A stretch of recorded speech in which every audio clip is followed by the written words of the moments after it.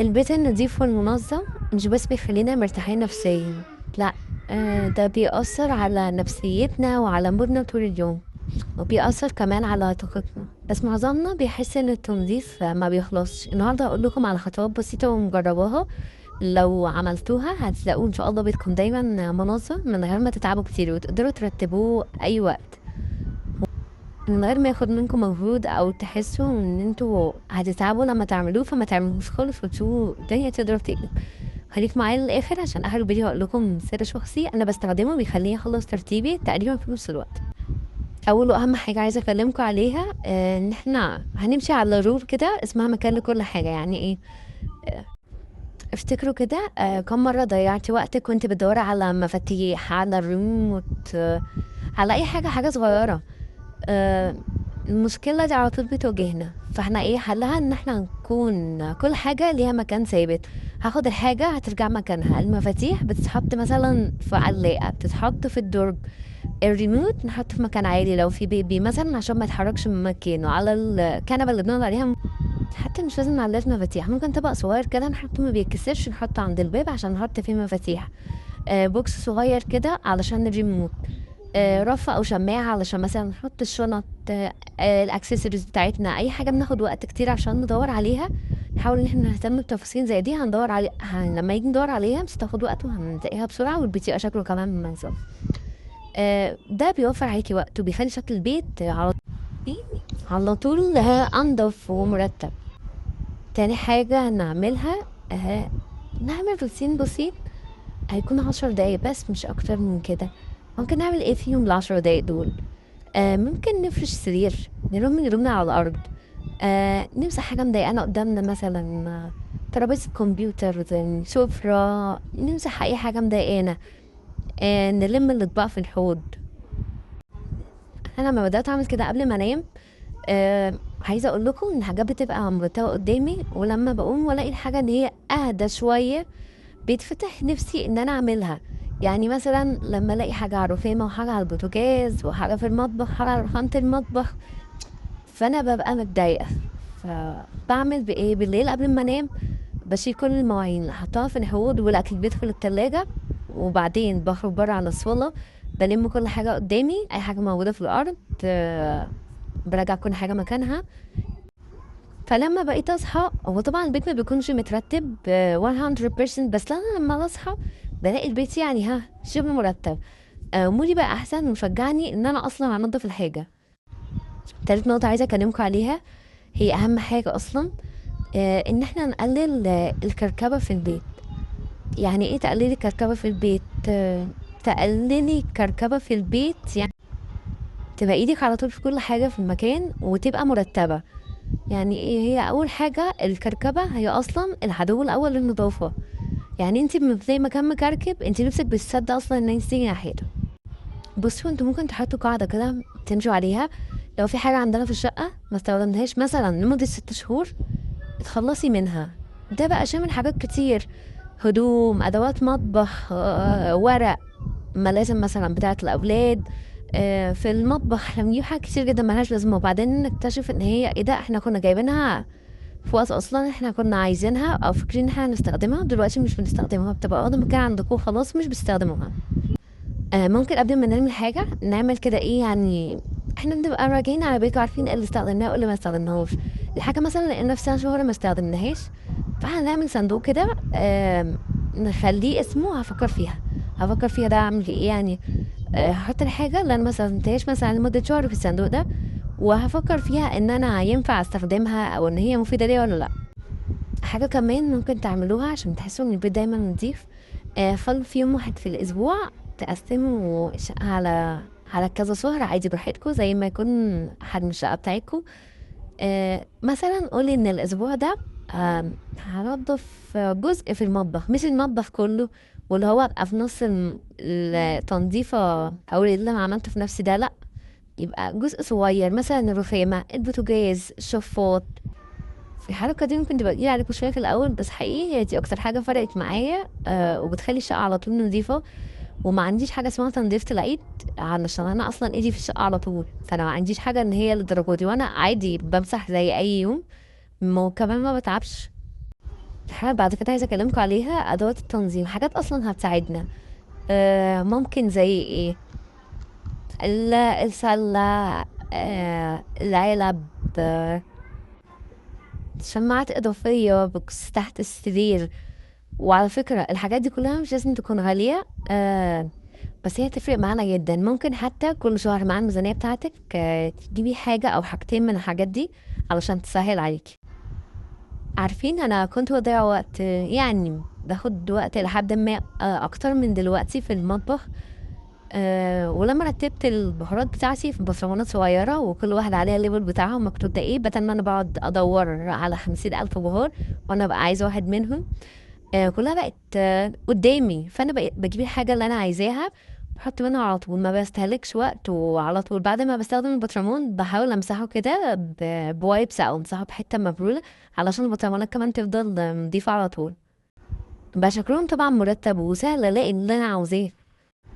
النقطة اللي بعد كده عايزة اكلمكم عليها، ان كلنا نشارك في البيت ده بتاعنا احنا كلنا، فاحنا كلنا مسؤولين عن نظافته ومسؤولين ان هو يكون نظيف. البيت مش مسؤولية شخص واحد، لا ده كل واحد لازم يشارك. مثلا الأولاد الصغيرين لما بيخلصوا لعب، نعلمهم إن احنا بعد ما نخلص اللعب هنرجع اللعب مكانها.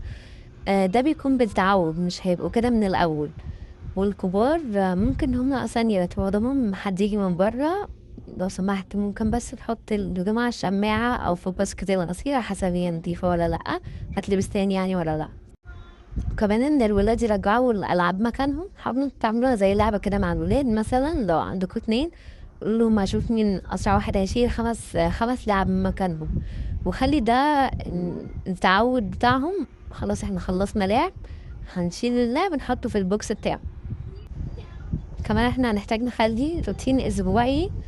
روتين الاسبوعي ده مثلا هنخلي كل يوم في الاسبوع خاص بحاجه معينه. مثلا يوم السبت نمسح الارضيات، يوم الاحد هننضف الدواليب، يوم الاثنين نغير الملايات بتاعه السرير كلها. مثلا يوم الجمعه هنغسل المفارش والملايات اللي احنا غيرناها في وسط الاسبوع، ممكن نغسلها كمان، نثبت يوم ان احنا نغسلها فيه. هي الفكرة من الروتين أصلا إن هو بيوزع الشغل على الأسبوع بدل ما يكون يتراكم عليك. لما تعملي كل يوم حاجة واحدة بس، مثلا مع الطبيخ أو الأكل، هتحسي إن هو الدنيا أسهل. ده كده بالنسبة للروتين. طب مثلا حد هيسألني المطبخ والمواعين اللي ما بتخلصش، ازاي اسيطر على المطبخ اللي بيكركب بسرعة ده؟ هقولك أهم حاجة وانت بتطبخي هترجعي كل حاجة مكانها، دي أول حاجة. ده وانت بتطبخي بعد الاكل بقى، او بعد ما بتخلصي الطبيخ كل حاجه استخدمتيها على رخامه او على البوتاجاز، هترتبي كل حاجه وترجعي كل حاجه في مكانها، بحيث انت يبقى عندك مواعين. بس هو ده لما تدخلي المطبخ هتعمليه، عايز تعمليها كلها في اخر اليوم اوكي، عايزه تعمليها بعد كل وجبه ده اوكي. انا عموما بعملها كلها اخر اليوم. طيب ازاي بقى نخلي ريحه بيتنا حلوه؟ ممكن ان احنا نستخدم شمع اللي هو بيكون بالروايح ده، وبأسعاره يعني كويسة جدا دلوقتي. او كمان ممكن ان احنا نحرق ليمون على البوتاجاز، ممكن نحط مية ونحط على النار كده قرفة وفانيليا ولم التلاتة يغلوا مع بعض. عايزة اقول لكم هيخلوا ريحة الشقة عندكم خطيرة. طيب ازاي بقى ما نركمش مثلا الغسيل علينا؟ احنا هنعمل الغسيل كل يوم. تغسلي كل يوم غسيل صغير احسن ما تعملي يوم واحد يبقى عندك حقيقي هو بيبقى جبل، فجبل غسيل، فانت ما بقاش عندك نفسي تيجي جنبه اصلا او تقربي له. كمان ده علشان يحافظ على عمر الغسالة بتاعتكم. حاولوا برضو وانتوا بتغسلوا ما تكتروش على الغسالة، خلوا الهدوم كده يبقى في حوالي شبر في الغسيل، علشان برضو تغسل وتنظف الهدوم كويس وما يأثرش طبعا عليها. حاجة كمان عايزة اقول لكم عليها وهي حقيقي اهم حاجة، ما نقومش من النوم نمسك الموبايل لو احنا ورانا حاجات كتير. ممكن نعمل كده بس مش طول الوقت، لان الموبايل حرفيا بتسحلي نفسك ومثلا ساعة او اتنين وبيطيروا منك في اليوم وانتي ما بتحقيش تعملي حاجة. نحاول ننام بدري ونصحى بدري علشان برضو زي مثل كده بيقولوا عليه حاجة البدرية نمسية. فأي حاجة بتعملوها بدري هتلاقوها خلصت وعدت من على بالكم، وهتلاقوا اليوم فيه بركة وقدرتوا تعملوا فيه أكتر من حاجة. والكسل قل شوية، هو مش هيروح، بس الكسل هيكون قل شوية. بجد النظافة والترتيب مش محتاج تعب كبير أو مجهود كبير زي ما احنا متخيلين، لأ. هو الموضوع كله محتاج ان انتي تغيري المايند سيت بتاعك عشان يكون في عندك عادات ان انتي بتعمليها، ويكون في نظام انتي ماشية عليه. مش مثلا اللي هو ايه، هقوم النهارده اعمل الشقه كلها والمطبخ والحمام وكل حته اعملها. طبيعي انا لما اقوم وتيجي مثلا في دماغي ان انا هعمل كده النهارده، ممكن في نص الحاجه اصلا وانا خلاص قلبت الشقه، اتعب او ما اكون مش قادره اكمل بسبب ان الحاجات هتبقى اصلا عايزه تنظيف عميق او هتاخد مني مجهود كبير، فانا اتعب وما اقدرش اكمل، فممكن اكسل وما اقدرش اكمل. فحقيقي من ساعة ما اتبعت الطريقة دي ان هو بقسم الشغل على مدار الاسبوع على مدار اليوم لكل حاجة، والنظام ده مريحني. والشقة طول الوقت بحس ان هي نضيفة الحمد لله يعني، علشان انا ما براكمش حاجة على نفسي. وطول ما احنا ماشيين كده احنا ايه بنحب نلمع اي حاجة، اني الشاشة بتاعت التلفزيون. فاحنا ماشيين كده برضه بنعمل شوية حاجات.